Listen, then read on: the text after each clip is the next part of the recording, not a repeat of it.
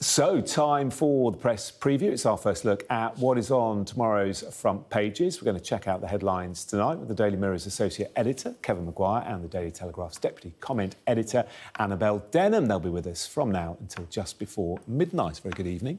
We'll chat in a moment after we've had a look at some of those front pages for you. Why don't we start with The Guardian? Diane Abbott has accused the Tories of aiming to play the race card and says Tory donor Frank Hester's comments left her upset but not surprised. Meanwhile, The Eye claims 21% of the Tories' election war chest comes from Frank Hester as the party's reliance on the donor is revealed. Here's the FT, hearing that the American government held secret talks with its Iranian counterparts earlier this year, all in an attempt to get them to use their influence to stop Houthi rebel attacks in the Red Sea. The Telegraph reports that the government will identify Muslim groups as extremists if they're found to be inciting hatred, with the publishing of a new definition of non-violent extremism expected. Plans for migrant flights to Rwanda are in a good place, according to the front of tomorrow's Daily Express, while the front of tomorrow's Daily Mail says Defence Secretary Grant Shapps has asked for a bigger budget to match the threat posed by Russian President Vladimir Putin. Cancer deaths in middle-aged adults have fallen by a third thanks to breakthroughs in treatment. That's on the front of The Times tomorrow. While the Metro reports that following testimony from Ed Sheeran's manager, a family of ticket touts has been convicted of scamming more than £6 million out of concert goers. And a billionaire is reportedly looking to build an exact replica of the Titanic. That's on the front of the Daily Star. And don't forget, you can scan the QR code that you see on screen throughout the programme. Take a look at tomorrow's front pages while we discuss them. And to do just that, I'm joined tonight by Kevin Maguire and Annabel Denham. Hopefully, we're going to talk about the Titanic a bit later. Fascinating, that. But right now, let's start with the front of The Guardian. Annabel, why don't you kick things off? Diane Abbott has been writing for the paper. She has. She's written a comment piece for The Guardian. This, of course, is following the comments made by Tory donor Frank Hester, which emerged at the start of the week, remarks which were absolutely appalling, which the Conservative Party was, well, the Conservative government was too slow, in my view at least, to unequivocally condemn and describe as racist and sexist, which quite clearly they were.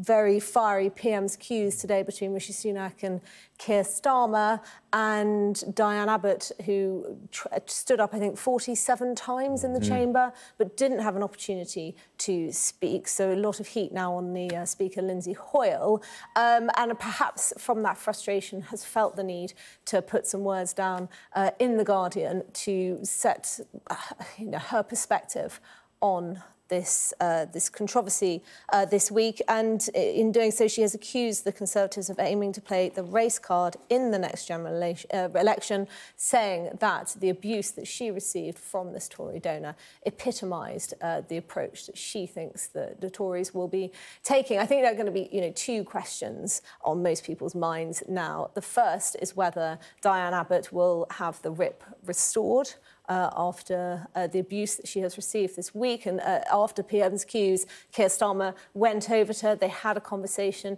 in which she mentioned that, if there was anything he could do to help, then that would be it. And the second is whether the Tories will return the £10 million that they have received from this donor, and they have suggested, at least until this point, that they will not. One wonders, whether they might have spent some of this money, allocated some of this money. However, I do wonder whether they'll find themselves under so much pressure that eventually they buckle. Yeah, so a bad day for Rishi Sunak, Kevin. The story isn't going away. And what do you think the answers are to those questions? I don't think they will give the money back. I think they should. Remember, Labour gave back £1 million in the Tony Blair era to Bernie Ecclestone after it was found out the Formula One magnate had held talks with Labour over getting a delay in an advertising ban on Formula One. He got it, and they'd given £1 million. They claimed there were no links, but they were. And this money's clearly tainted. Andy Street, the Tory mayor of the West Midlands, said it should be given back. The Conservatives in Scotland have said that. Alistair Burt, a former Foreign Office Minister, has said it. But I suppose they want to hang on to the loot. That's what they want to do. And it kind of compromised them yesterday when they were so slow in just saying it was racist and sexist. If somebody is focusing on a black woman, and there we are, the racism and the sexism are there in the phrase black woman. It makes you want to hate all black women. It was quite clear. And number 10, I really felt sorry for the official spokesman who was just given a pathetic script to read. And then you had a couple of ministers, Mel Stride working pensions, you had... was it Graham Stewart, the energy minister, you know, trying to pretend it wasn't racist? It was just, oh, God, give me strength. We had this all with 30p Lee Anderson over the mayor of London. A long time, doesn't it, to call these things out? And the obvious. Quickly, before we move on, what about the Lindsay Hoyle issue? You mentioned it there. What was that all about, do you think?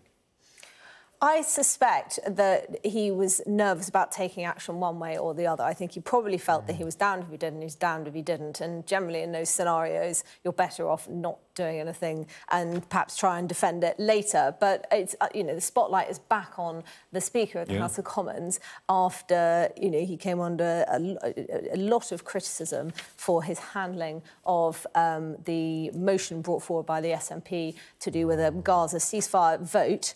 And I just wonder whether questions will again be asked over his judgment. I think it was inexplicable. She and a Guardian piece, she has a go at the Labour Party because emails in the Corbyn era showed some staff were being incredibly critical of her, very abusive. But she does criticise Lindsay Hoyle. But I think most MPs in the Commons chamber and the country wanted to hear what she had to say. Well, in view of the fact that they were debating the abuse that she had faced. But I think we do need to remember that Diane Abbott did lose the Labour whip last year after writing a letter to the Observer newspaper in which she suggested that Jewish people could not be subjected to racism, but were subjected to prejudice in the same way that people with ginger hair might be. She apologised. Extremely offensive. Very offensive, absolutely. And she apologised immediately. That was 11 months ago. In Keir Starmer says he wants to speed up justice. Well, what about in the Labour Party? Why is it taking a year for that? Listen, we're going to move on because... But the word is she's going to get the whip back. After 11 o'clock, because it is all fascinating. But I do want to get on to the front of the Telegraph. Tomorrow we're expecting this new definition of extremism, Kevin. What are your thoughts on that? Yeah, to identify groups as extremists. Yeah, Michael Gove, the levelling up secretary, is going to produce it. Now, it does seem, because it comes on from the Frank Hester story. You say somebody should be shot and you give £10 million to the Tory party, you're not branded an extremist. If you go on a march and you say an MP should be shot, I've no doubt Michael Gove would want the police to immediately arrest that person, have them prosecuted and probably locked up. Now, so there's a huge contradiction now in the official position of the government. The worry with what Gove is doing now, and yes, as the Telegraph points out, there's been a 6-fold increase in anti-Semitic incidents, 4-fold increase in anti-Muslim hatred. This is all, the way it's in the Telegraph, all about Muslims. It's not about the far right, it's not about other groups. A whole series of former Conservative Home Secretaries expressed concern. Just focusing on Muslims will divide people. And there's a terrible whiff of party politicking around this, rather than looking at public safety and the public good. OK, Annabel? Well, I think you need to bear in mind where the majority of the threat is coming from, and that is from Islamic fundamentalists. If you look at the caseload, the counter-terrorism caseload, the majority of it is coming from that source. So, you know, not to suggest that the far right is not also a threat. It's the second biggest terrorist threat in the UK. Isn't the same degree of threat, but I think that there is a difference in terms of the scale of the threat from those two groups. However, of course, you know, the question is whether we needed to have a redefinition of extremism in Britain today. Clearly, the government felt that that was necessary, but that raises all sorts of secondary concerns over freedom of assembly, freedom of expression, about infringing on the civil liberties of the majority, and in order to clamp down on a small majority in Britain today. And you mentioned the police taking action. What we need to ask, having seen the police stand by as protesters on pro-Palestine marches were chanting anti-Semitic slogans and not taking action, you know, the question is whether this toughening up or redefinition of extremism is actually going to make any difference. OK, great. If you just say you were rude, you'll be all right. It's going to finish. I promise I'll say, but just say you were rude and that's it. You'll be OK. You give a few quid and off you go. Yeah. OK, listen, but just want to squeeze this in before the break. Front of the Daily Mail, Grant Shapps backing spending 3% on our defence budget. We already spend quite a lot on our defence budget, don't we?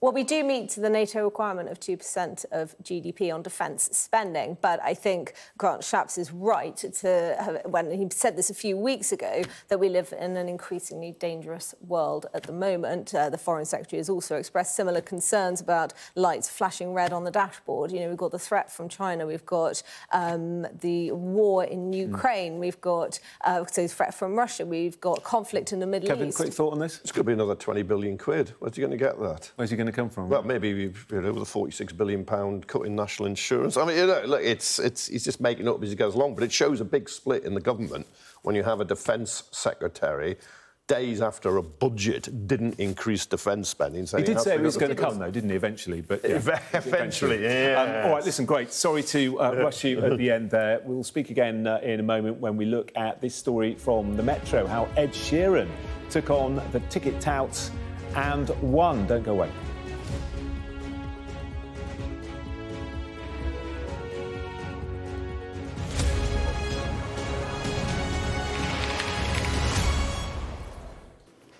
Hello again, welcome back to the press preview. Kevin Maguire and Annabel Denham still with me in the studio. Kevin, why don't you tell us about Ed Sheeran? Interesting front page story, this, but one that you want to read, isn't it? It is, and it's you know, he and his manager helping bust a ticket scam. A family of super touts ripped off music fans for $6.5 million in less than 3 years. What they would do is use loads of different email addresses and names to buy tickets and then sell them on at inflated prices at places like Viagogo. Now, I hate touts.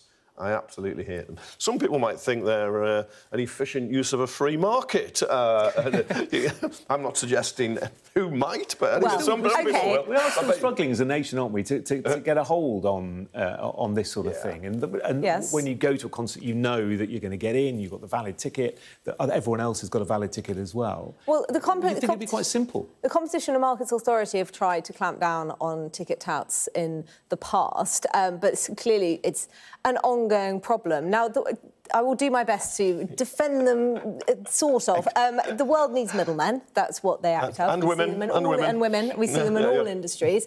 Clearly, when it comes to tickets to an Ed Sheeran show, you are always going to have demand outstrip supply, and ticket touts are a way of dealing with that. The alternative to being ripped off by a tout is not that you get necessarily a ticket at a decent price, but rather that it finds its way into a secondary market some other way. However, in this instance, it was quite clearly a scam. And the volume of tickets they bought, 47,000. So they were certainly committed to it. I think we've just got to fight them all the way.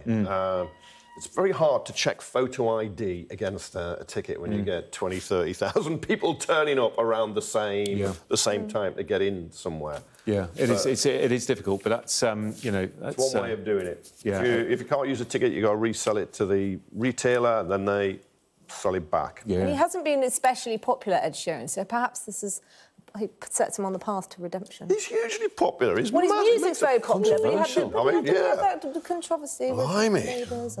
Listen, let's his fan club gets your email address. Let's just finish on this on the front of the Daily Star, because I do think it's... I lived in Australia, and about 10 years ago, this guy, Clive Palmer, the billionaire, had this idea of building a replica Titanic. I think he was going to get the Chinese to build it. The idea sank. But it looks like it's been resurrected. Yeah, it's the worst brand ever, isn't it? I mean, we're going to sell one-way tickets. Will the story have a different ending? Those ticket touts won't have much luck, will they? Trying to resell those tickets on the Titanic. It didn't have enough lifeboats, so you can't actually build an exact replica. Exactly. You wouldn't get a safety certificate. No, there'd have to be all sorts of modifications to the original. But would you really want to say, oh, I'm going on the Titanic? No, well, this is the thing. I think, especially if you were going with your family, I think you'd get on with your kids and they'd say, Mum, this is so boring, and they'd want to be on the Disney cruise with the slides. I've got a sinking feeling about this story. All right, well, listen, we're going to rearrange the deck chairs in the studio and we shall speak to you again in a few minutes' time. Right now, we're going to take a look at the weather.